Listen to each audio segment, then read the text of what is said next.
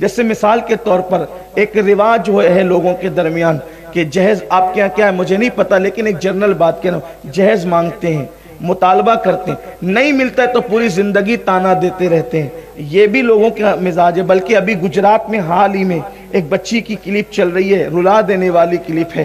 مسلمانوں کو تو چلو بھر پانی میں ڈوب کر مر جانا چاہیے ایسے موقع پر کہ لوگ آج ہمیں بتا رہے ہیں کہ دیکھو یہ مسلمانوں کا حال ہے کہ جہیز کے مطالبے نے ایک بچی کی جان لے لی اور وہ انتقال کر گئی۔ یہ تو ایک کلپ ہے جو وائرل ہوئی ہے۔ اس طرح کی کتنی بچیاں ہیں جو جہیز کے نام پر جو ہے اپنی جانوں کو قربان کر دیتی، جن کے گھر اجڑ جاتے ہیں، جن کی زندگیاں اجڑ جاتی، جن کی زندگیاں تباہ ہو جاتی ہیں۔ میری مائیں اور بہنیں اگر یہاں پر موجود ہیں تو میں اپنی گفتگو کو آگے بڑھانے سے پہلے اگر بات جہیز کی نکلے تو عرض کروں گا کہ لوگ یہاں دین کو جو ہے وہ معاذ اللہ گویا کہ یوز کرتے ہیں۔ جو چیز ان کو ہضم ہونی ہے ان کے مفاد کی ہے، اس وقت ان کو دین یاد آتا ہے۔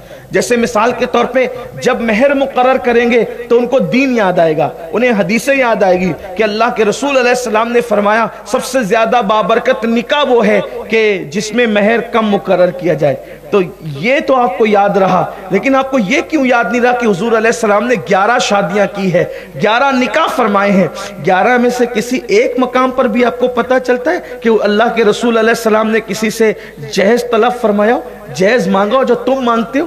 اللہ کے حبیب علیہ السلام نے تو اپنی زمین پر گرا ہوا کوڑا بھی جو جانوروں کو ڈرانے کے لیے اٹھا کر کے انہیں تنبیہ کی جاتی ہے یا جانوروں کو مارا جاتا ہے، اسے کوڑا کہتے ہیں۔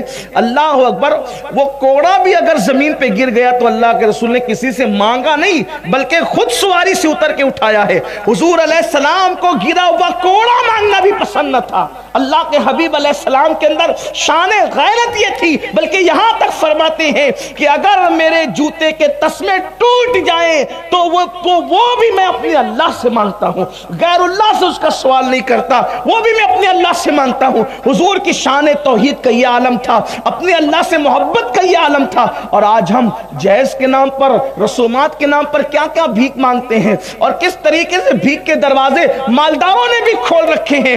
یاد رکھنا اور اچھی طرح یاد رکھنا مسلمانوں، اور پھر اگر وہ جہیز نہ لائے تو اسے تانے دیے جاتے ہیں اور یہاں تک کہ طلاق کی نوبت آ جاتی ہے۔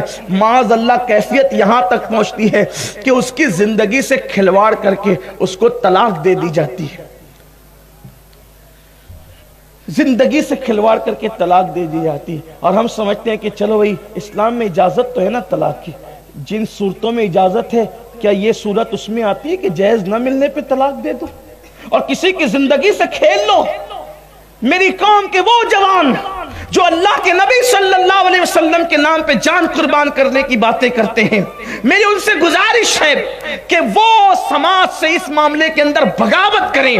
بغاوت نہیں ہوگی بلکہ یہ حقیقت ہوگی، سچائی اور صداقت ہوگی کہ نوجوان یہ فیصلہ کریں کہ میں نے شادی تو کرنا ہے لیکن شادی ایسی مثالی ہوگی کہ جس میں صرف دلہن آئے گی، دلہن کے ساتھ کوئی جہیز نہیں آئے گا۔ ہمیں یہ فیصلہ کرنا ہے، اس لیے کہ انقلاب جوانوں سے آتا ہے، تبدیلی جوانوں سے آتی ہے۔ یاد رکھیں اگر آپ نے ایسا کیا اور آپ نے کسی کی فکر کو دور کر دی، کسی غریب ماں باپ کی سوچ اور فکر کو، ان کے بوجھ کو دور کر دیا، تو یاد رکھنا مالدار جہیز دے گا تو اپنی طاقت کے مطابق دے گا، لیکن کسی غریب کی فکر کو تم دور کر دو گے تو جب اللہ تمہیں دے گا تو اللہ تمہیں اپنی شان کے مطابق عطا فرمائے گا۔ سبحان اللہ، سبحان اللہ۔ بندے کا دیا ہوا ختم ہو سکتا ہے، اللہ کا دیا ہوا کبھی ختم نہیں ہو سکتا، تو اللہ آپ کو اپنی شان کے مطابق عطا فرمائے گا۔ تو عرض یہ کر رہا تھا کہ لوگ زندگیوں سے کھیلتے ہیں، بیچ میں طلاق دے دیتے، بیچ میں جہیز کی وجہ سے، کسی اور چھوٹی چیز کی وجہ سے، اللہ اکبر، زندگی سے کھیل جاتے ہیں۔ کسی لڑکی کی، کسی عورت کی زندگی سے کھیلنے کا کیا عذاب ہے یہ تو ابھی نہیں پڑھتا آپ کے سامنے۔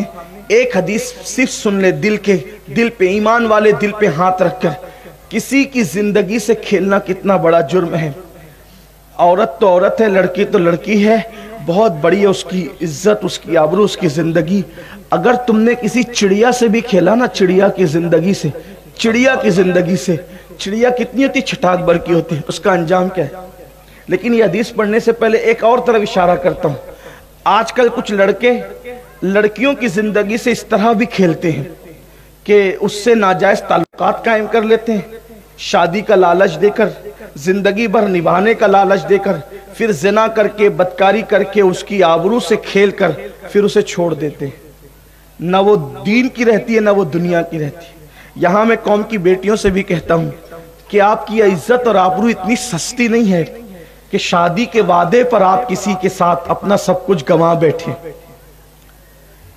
یاد رکھنا، دنیا کی ہر دولت ختم ہو جانے کے بعد آدمی کما سکتا ہے، لیکن آبرو اس دولت کا نام ہے کہ ایک مرتبہ چلی گئی بے شک بے شک تو دوبارہ پھر آپ اس کو نہیں خرید سکتے، بازار سے نہیں خریدی جا سکتی، دولت کے ذریعے سے اس کو جو ہے وہ نہیں کمایا جا سکتا، اس کو حاصل نہیں کیا جا سکتا، بلکہ مر کے زندہ ہو جائیں تو بھی آپ دوبارہ وہ دولت حاصل نہیں کر سکتے۔